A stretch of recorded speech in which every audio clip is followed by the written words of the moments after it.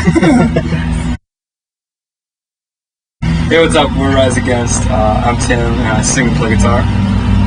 I'm Joe. I play bass. I'm Todd. I play guitar. I'd like to talk about why I'm vegetarian. Actually, after years of my old band touring with the band Good Riddance, and they always had PETA literature at their table, I started realizing that the meat industry is a very fucked up thing, and I think that the idea behind animals as just products, selling animals like that is just a wrong thing. These are living creatures that feel pain, and I don't believe in that, so I'm vegetarian.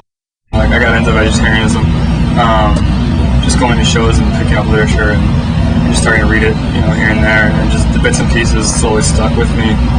And as I was eating meat, I'm thinking about the things I was reading, and finally I just stopped eating meat because it was just really disgusting. Like, the meat that you're eating is just like so many additives and like preservatives and so much disgusting stuff that you can find out all about in like PETA literature. It just makes like what you're putting in your body. It's like some really gross stuff. It's really disgusting like things. Far from healthy. I've been vegetarian for about 7 years now. Just got into it through friends and through PETA literature. And, I don't know, I think PETA and PETA 2 and all the related stuff like that is a really great way for like just people of all ages to get all sorts of different information about vegetarianism or veganism and animal rights, and really gets a point across without being like too overbearing or anything like that. I think it really does a lot of good. It's something that once kids read stuff, it would just make sense, like, not to eat meat. It's not something like that we would have to force down anyone's throats. It makes sense. It's not healthy at all. It's not a good way to live. I think it's the best way to do it too, is like not shoving it down one's throat. It's like the literature that PETA passes out and other organizations pass out. It's really informative stuff that you don't need to be like, this is the way you must believe. It's like, here, read this. It's right there in black and white. Make up your mind for yourself. But I know that like I haven't eaten meat in like, I guess still 7 years. But some of the bands we tour with like are meat eaters, and by the time they get done touring with us, like a lot of them stop eating meat, and like start eating like vegan, vegetarian. Like, it's great. It's like we can make it work on the road, with like things like White Hen and 7-Eleven and gas stations. You know what I mean? If we can make vegetarianism and veganism work on the road, you can make it work at home. All 4 members of Rise Against, and none of us eat meat. Our merch guy either, so our whole crew doesn't eat at all. Yeah, like we said, the way we got into it was getting into PETA literature, and not just PETA, but any kind of any animal rights organization. Like, if you see the literature, pick it up.